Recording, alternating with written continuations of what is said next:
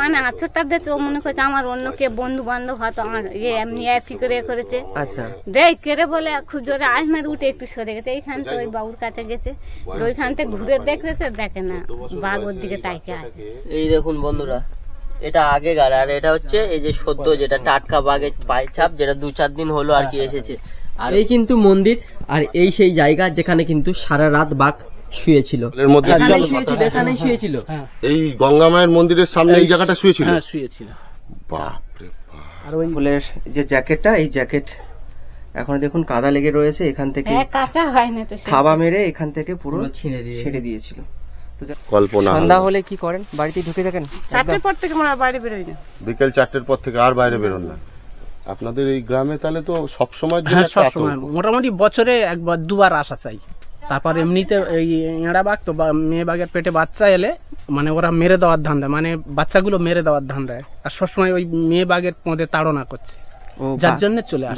বন্ধুরা এই কিন্তু শ্মশান, আর এই কিন্তু ঘন ম্যানগ্রোভ অরণ্য, আর ঠিক একটু নেমে গেলেই কিন্তু অসংখ্য পরিমাণে বাঘের পায়ের ছাপ।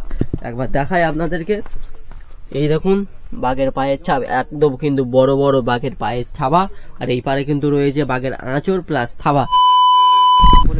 নমস্কার বন্ধুরা, সুন্দরবন পর্বে আরো একটা নতুন ভিডিওতে সকলকে সুন্দরবন থেকে জানাই স্বাগত।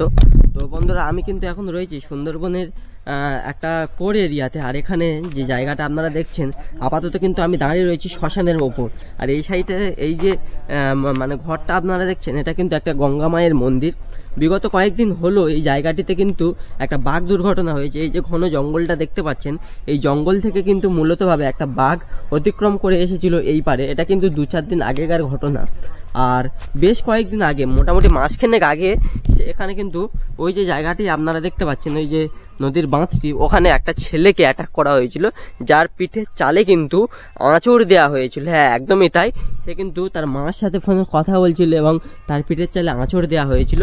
তো সেই ঘটনা কিন্তু আপনাদেরকে আমি শোনাবো। তো আর সেই যে মানে তার জ্যাকেটে যে আঁচড় দিয়েছিল, সেই জ্যাকেটটাও কিন্তু আমি আপনাদেরকে দেখাবো। তো শেষ বেশ দেখতে থাকুন।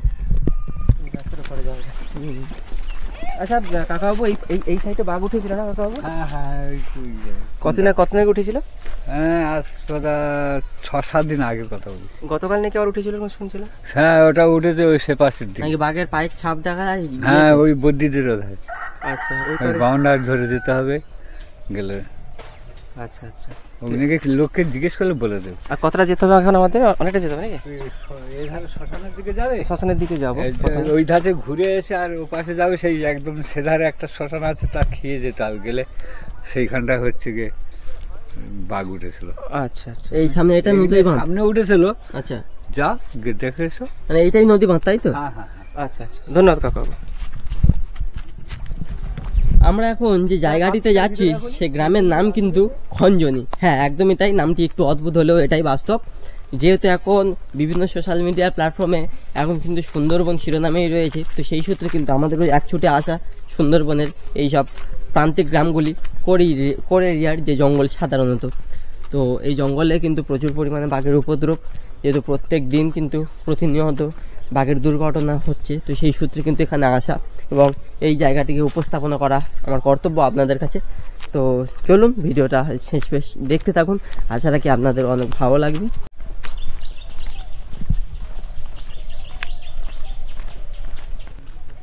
তো বন্ধুরা দেখা পাচ্ছেন এই সেই জায়গা যেখানে কিন্তু বেশ কয়েকদিন আগে হলো বাঘ দুর্ঘটনা হয়েছিল, বাঘ এসেছিল আর কি।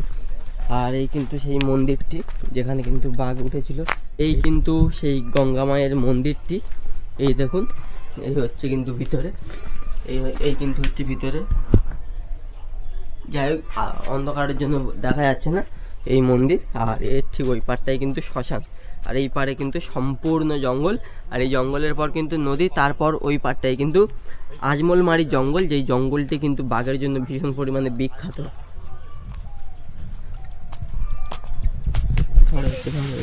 বাঘের পায়ের ছাপ কি আছে? অনেকদিন আগে উঠেছিল না? আচ্ছা, এখানে সেই রাত্রে আগুন ফাগুন জ্বালিয়েছিল কি রাস্তায়? হ্যাঁ এইটা এখানে জায়গা ছিল, ওই তো সব চারদিকে। আচ্ছা, এই যে রাত্রে এখানে যে আপনারা থাকেন, একটু কিছু কথা বলবো আপনার সাথে। এই যে আপনারা যে এখানে থাকেন, পাশে তো বাঘের জঙ্গল, আপনাদের এমনি রাত্রি বেরোতে ভয় করে না? তা ভয় করে না, এতদিন এত বাঘ আসতো না, এখন করে বাঘ আসে। বেশি আসছে না? হ্যাঁ, এবছর তাই বেশি আসতেছে। ও, আর এই রাত্রে কোনো বাঘের ডাক ফাঁক শুনতে পান জঙ্গলের পার থেকে? হ্যাঁ, দাগের শোনা যাচ্ছে। মানে এই বছর কি একটু বেশি পেরিয়ে আসছে না? হ্যাঁ, এবছর বেশি পেরিয়ে আসে। আচ্ছা, আপনার বাড়ি কোথায়? এই তো আমার বাড়ি। ও আচ্ছা, আপনি কি কাজ করেন? এই এমনি মাঠে ঘাটে বাবা খাটাখাটি হতে। আপনি কোনোদিন সম্মুখীন হয়েছেন বাঘের? না, সামনাসামনি দেখেছেন? সামনে দেখি না, আমার ছেলে দেখেছে। বাঘে ধরেছিল তোমার মতো একটা অল্প বয়সী ছেলে, আচ্ছা, আপনার 9, 10 পরে আমার দেওয়ারের ছেলে, মানে ছোট থাকতো আমার কাছে থাকতো। আচ্ছা তা বাবা মা দিল্লি 8:30টার সময়। আচ্ছা, একটু জোরে বলুন, জোরে বলুন। 8:30টার সময় খেয়ে রাস্তায় গেছে, ভাত খেয়ে ওর মা ফোন করেছিল, ফোনে কথা বলে রাস্তায় হয়েছে গরু বাঁধা আছে, হ্যাঁ, ওইখানে গিয়ে দাঁড়িয়ে আছে, এবং অন্য মনস্কা হয়ে ফোনে ওর মার সঙ্গে কথা বলতো, ওর পাশ থেকে এরকম হাঁটা মেরেছিল। আচ্ছা, এই পিঠে চালে তাই তো? হ্যাঁ, তারপরে ওনার বাড়ি কোথায়? ওই তো আমার কাছে থাকতো, এই তো এইখানে বাড়ি, এই তো। ওই ছেলেটার এখন পাওয়া যাবে? না, সে মামার বাড়ি। আপনার বাড়িতে থাকতো? হ্যাঁ, সেই জ্যাকেটটা যে ছিঁড়ে গেছে, জ্যাকেটটা আছে? জ্যাকেটটা আমার কাছে আছে। আচ্ছা, একটু দেখাবেন কাকিমা? হ্যাঁ, যাও, ওইখানে আমাদের লোক আছে। আচ্ছা, আপনার সঙ্গেই যাবো, আপনার সঙ্গে কথা বলে। আপনি কাজটা করে নিন। আপনি কি এমনি এখানে এই করেন নাকি, মানে জঙ্গলে মাছ কাঁকড়া ধরেন নাকি? না না, আমরা কোনোদিন মাছ কাঁকড়া ধরি না, আমাদের ওই চাষবাসে কাজ করে, বাগান টাগান চাষ হয়। আচ্ছা, মাছ কাঁকড়া কোনোদিন ধরতে যায় না। আমার শ্বশুর থাকলে তখন যেত, আমার শ্বশুর মারা গেছে আর 8-10 বছর হয়ে গেছে। আর এখানে পুজো, গঙ্গা মায়ের পুজো হয় নাকি? হ্যাঁ, এখানে গঙ্গা মন্দির, এটা তো গঙ্গা শ্মশান। হ্যাঁ, আর এখানে গঙ্গা মন্দির করে আজ 3 বছর এখানে ঠাকুর তুলে। আর এখানে যে বাঘ ঢুকেছিল, প্রথম কে দেখেছে জানেন? প্রথম কেউ দেখেছে বলে জানি না, যা আমাদের ওই ছেলেটা যখন ধরে তখন থেকে ওই ফরেস্টারের খবর দেওয়া হয়েছিল, ফরেস্টাররা এসে দেখে আবার জাল ঘিরে ওপারে পার করে দিয়েছে। আচ্ছা, ঠিক আছে। এমনি রাত বেরোতে আপনারা ভয় করে আপনারা? হ্যাঁ, ওই ছেলেটা যেখান থেকে ধরেছে সেইখান থেকে একটু ভয় পায়। মানে সন্ধ্যা হয়ে গেলে তো মনে হয় সন্ধ্যা হয়ে গেলে ঘরে রাস্তাঘাটে কেউ বেরোন না? না, বার হয় না, এত রিস্কে বার হওয়া যায় না। কখনো কোন মোটর জঙ্গলের ভিতরে আছে। এই তো আগের সপ্তাহে, এই তো আজকের কি আর মঙ্গলবার, তো আগের সোমবার এইখানে এসে পার ডাকছিল। এই মন্দিরের ওপরেই উঠেছিল? হ্যাঁ, একদম এই কোণে উঠেছিল। আমি গোপর দেবো বলে এসেছি সকালে, দেখি না ডাক পড়ে আছে। আবার গ্রামের লোকজন এসে দেখে গেল, আবার নাকি ঘুরে চলে গেছে। আবার ফরেস্টার এসে জাল টাল এইখানে ছিল ভিতরে, ফরেস্টার এসে জাল টাল, মানে জঙ্গলের ওই সাইডটা পুরো জাল দিয়ে ঘেরা? হ্যাঁ, ওপারটা জাল দিয়ে ঘিরে, এপারে কোনো ঘেরা নেই। আর অনেকে সব কাঁকড়া টাংড়া মাছটায় ধরতে যায়, তো জাল নাকি ছেঁড়া, তারা বলতে বাবা ফরেস্টারের লোকেরা আমরা নিচে লাভি না। আচ্ছা, আর এই পারে, এই জঙ্গলের ওই পারে নদীটা চওড়াটা খুব কম নাকি? না না, অনেকটা চওড়া। অনেকটাই চওড়া? হ্যাঁ, তাও সাঁতার কেটে চলে আসছে? সাঁতার কেটে চলে আসে। কুমির উঠে আসে নাকি? কুমির উঠা মানে এপাশে আছে, কোন সময় এপারে খোলপাড়া আছে না, বাঘের এমনি হরিণ, শুয়োর টুয়োর এপারে চলে আসে? হ্যাঁ, সব তো আসে, শশীর ভিতরে চলে যায় গ্রামে। ওই যে ধানের ক্ষেত তো সব ক্ষতি করে দেয় মনে হচ্ছে। আচ্ছা, এই তো এবার কদিন আগে ওই পিচের রাস্তার ওপাশে গেছিল, লোক ধরে মেরে দিতে। এমনি আপনারা হরিণ দেখতে পান মাঝে মধ্যে? হ্যাঁ হ্যাঁ, মাঝে মাঝে হরিণ দেখা যায়। এমনি হরিণ ডাকে তো শোনা যায়। আচ্ছা, চলুন আপনার ওই জ্যাকেটটা আমি দেখি। হ্যাঁ, ঘন্টা পাবে দে, এখন বলে এখানে থাকলে আবার গাংঘড়ি ধরে আসবে যাবে, ওই জন্য একবার বাবুর চোখে পড়েছে, মানে চোখে পড়েছে মানে, তো ওই জন্য তো সবাই বলতে ঘন ঘন আসতে, তোর কাছটা ছেড়ে গেছে বলে ওই জন্য ঘন ঘন আসতে, তোর রাস্তা চেনা হয়ে গেছে, ওই জন্য মানে মামার বাড়িতে পাঠিয়ে দিয়েছে। এরপরে তো বনবিবি মন্দির আছে না? হ্যাঁ হ্যাঁ, ওর ওপারে বনো। আচ্ছা, এই বনবিবি ঠাকুরের পুজো হয় কেন কাকিমা? এইটা বিরোধ জঙ্গলে মাছ টাঙা ধরতে যায়, তারা ওই বৈশাখে শেষে পুজো টুজো দেয়। আচ্ছা, এই কারণে আবার পুজো তো মানে চলে এলো মনে হচ্ছে। হ্যাঁ, ওই বৈশাখের শেষে পুজো। হ্যাঁ, পুজোর সময় প্রচুর লোক না না, মা বাড়ি পাঠিয়ে ভালো করেছেন। একবার কি বলতো, আমরা আমাদের কাজে থাকবো, ছেলে এরকম অল্প বয়সী ছেলে তো এই বাবুর মতো, বাবুর থেকে একটু কম হবে, দেশে হয়তো আবার বন্ধু বান্ধবের সঙ্গে যাবে, তখন কি আমরা অত লক্ষ্য করবো বলো, ওই জন্য ওর বাবা নিয়ে বলে মামার বাড়ি। এটা ঘটনাটা ঘটেছে কটা নাগাদ তবু? ওই 8:30, সন্ধ্যা 8:30। হ্যাঁ, সন্ধ্যে 8:30। মায়ের সঙ্গে কথা বলছিল ফোন করতে করতে নদীর পাড়ে গিয়ে। হ্যাঁ, আর সঙ্গে কেউ ছিল না? কেউ ছিল না। ও মানে আচ্ছা দেখছে, ও মনে করছে আমার অন্য কে বন্ধু বান্ধব হয়তো আমার এমনি ফিকরে করেছে। আচ্ছা, দেখ কেড়ে বলে খুব জোরে আজমের উঠে একটু সরে গেছে, এইখান তো ওই বাবুর কাছে কাছে গেছে, ওইখান থেকে ঘুরে দেখতেছে, দেখে না বাঘ ওর দিকে তাইকে আছে। তখন আমার ছেলে ডাকতেছে, দাদা তুই আমার বাঁচারে, আমার বাঘ আমার এরকে বলে, আর ওই জাল ছিল সামনে, জাল টপকে গিয়ে আর আমার ছেলে আবার বার হলো, আমাদের লোক বার হলো, যে 3-4 জন বার হয়েছে চিৎকার করতে, আর লোক আসলে সব এসে চিৎকার করে। তো বন্ধুরা বুঝতেই তো পারছেন তাহলে কতটা একটা খাতারনাক বিষয়। সন্ধ্যার পর এই যে রাস্তার এইখানে বের হওয়া খুব কিন্তু জীবনের পক্ষে রিস্ক একটা, কারণ সন্ধ্যায় সে তার মার সাথে কথা বলছে, ফোন ঘাঁটছে, আর পেটের চালে এরকম বাঘ আঁচড়ে দিয়ে চলে গেছে। বুঝতেই তাহলে পারছেন যে কতটা ভয়ানক একটা বিষয়। এই যে এই জায়গাটা আপনারা সম্পূর্ণ দেখছেন, এই পুরো জায়গাটা কিন্তু চারিদিকে আগুন জ্বালিয়ে বাঘ তাড়ানো হয়েছিল, ঠিক আছে। চারিদিকে এরকম গাছপালা কেটেছিল, আর সাইডে কিন্তু এরকম প্রচুর পরিমাণে টাওয়ারের দূরে দূরে দেখা যাচ্ছে যে টাওয়ার জ্বালিয়েছে, আগুন জ্বালিয়েছে আর কি পুরো রাস্তাটা। আর এই সাইডটা কিন্তু সম্পূর্ণটা একটা জঙ্গল। এবার চলুন আমি আপনাদেরকে একবার দেখানোর চেষ্টা করব যে ছেলেটার মানে পিঠের চালে জ্যাকেটে মানে আঁচড়টা দিয়েছিল বাঘ, ওই জ্যাকেটটায় কাকিমা যেহেতু এই বাড়ি, তো চলুন একবার আমি ওই জ্যাকেটটাকে দেখানোর চেষ্টা করব।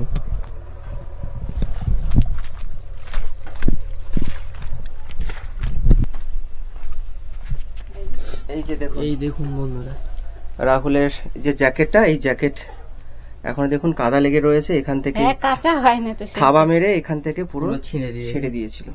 তো যাই হোক বেশি কোনো ক্ষতি হয়নি, চেনটা খোলা ছিল বলে নখের সঙ্গে জামাটা হয়তো বেরিয়ে গেছে, খুলেই তো সম্ভব হয়েছে, না হলে খুব খারাপ বড়সড় একটা দুর্ঘটনা হয়ে যেত। তখন আমরা ভাবতাম হয়তো বন্ধুদের সঙ্গে গেছে। হ্যাঁ, কেউ বুঝবে কি করে, সন্ধ্যে খেয়ে যায়, খেতে আসে, এই বয়সে আমরা ছেলেরা যারা বাড়ি থেকে বেরিয়ে একটু সন্ধ্যা 8:30 কত হয়েছে, 8:30 সময় বার হয়। কেউ কি আর জেনে থাকবে যে এত বিপদ উৎপেতে বসে আছে?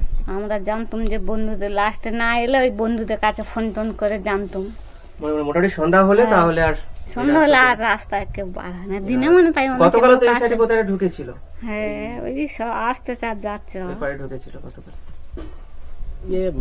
সুন্দরবন না, এই যে নদীটা একটা আছে না, এই নদী, এই যে এই নদীর ওপারে তো মানে সেই আজমলমারির জঙ্গল না কি জঙ্গল, যেটা হাতামারা আরো সেদিকে যেতে হবে, আরো সেদিকে যেতে হবে না? ও, এটা সুন্দরবন জঙ্গল আর কি।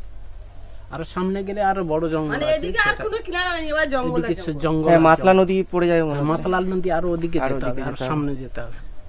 এই তো কয়েকদিন পর তো বনবী পুজো শুরু হয়ে যাবে ওখানে। ওই চৈত্র। আচ্ছা, বাঘ পেরিয়ে আসছে কেন, মানে জঙ্গল ছেড়ে কি জন্য আসছে বলতে পারবেন? আসছে কেন মানে সেখানে তো হিউজ হয়ে গেছে না, সব বাইরে থেকে ইয়ে সব ছেড়ে দিচ্ছে এদিকে। ও, বাইরে জঙ্গলে যেসব বাঘ ধরা পড়ছে এই জঙ্গলে ছেড়ে দিচ্ছে, যার জন্য এবার এত জঙ্গলে যাওয়া তো এখন তো বন্ধ, এখন তো নিষিদ্ধ, জঙ্গলে কাঠফাট কাটা তো অনেক। এমন খাবার তাড়নায় তারপরে ওই বাঘ হরিণের দাবড়াচ্ছে, হরিণ বাঘ দাবড়াচ্ছে। ও, আর এমনি যে বাঘের ডাক ফা কোনদিন শুনতে পান? হ্যাঁ, ডাক শুনতে পাই, শোনা যায়। হ্যাঁ, বাঘের ডাক, হরিণের ডাক। এই তো কদিন আগে আমার ধরো বছর 3-4 হয়েছে না গো, সমীরের মারা গেছে, 5-6 বছর হয়েছে। মানে একজনের এইখানে এই জঙ্গল থেকে ধরেছিল আর কি। কি হয়েছে ঘটনা একটু বলুন।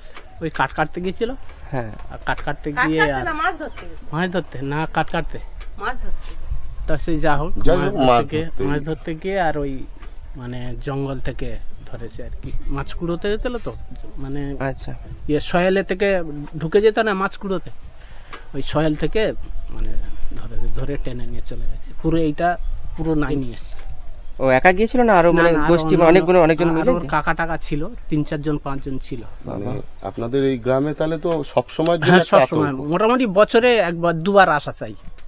শীতকালটাই এই সময়টা বেশি আসে কেন? এই সময়টাতে গরমকালে তো, বর্ষাকালে তো এই সময় ওদের ঋতু, ঠিক আছে, এই সময় ওদের ঋতু। ও প্রসব করার জন্য আসে নাকি? তারপর এমনিতে এই এঁড়া বাঘ তো মেয়ে বাঘের পেটে বাচ্চা এলে মানে ওরা মেরে দেওয়ার ধান দেয়, মানে বাচ্চাগুলো মেরে দেওয়ার ধান দেয়, আর সবসময় ওই মেয়ে বাঘের পদে তাড়না করছে, যার জন্য চলে আসে। বাঘ তার বাচ্চাকে নিজে নিজে মেরে দেবে? হ্যাঁ, খাবার পাচ্ছে না, তাই তো এটাই কারণ। ওরে বাবা, বাচ্চা বাঘের মেরে ফেলে দেবে। ওই যে বড় বাঘগুলো আছে না, মানে পোষক বাঘগুলো, ওগুলো মেরে দেবে, পুরুষ বাঘগুলো, পুরুষ বাঘ, মানে তারা নিজেদের বাচ্চাদেরই হয়তো মেরে ফেলছে। এই রাস্তাগুলো রাত্রে সব বাজি ফাটিয়েছিল আগুন জ্বালিয়ে। হ্যাঁ, আগুন জ্বালিয়ে বাজি ফাটিয়েছে। তারপর মনানি দিয়েছিল, তা এই তো কদিন আগে মানে এই তো কয়েকদিন আগে আবার উঠেছিল। হ্যাঁ হ্যাঁ বাঘের পাঁচ ছাপ আছে। কোথায় আমি জানি না, চলুন দেখে। ওইখানে একটা ছিল, দেখি আঁচড় মেরেছিল গাছের শেকড়ে না কোথায়। চলুন বাঘের পায়ের ছাপ দেখাবো আপনাদেরকে।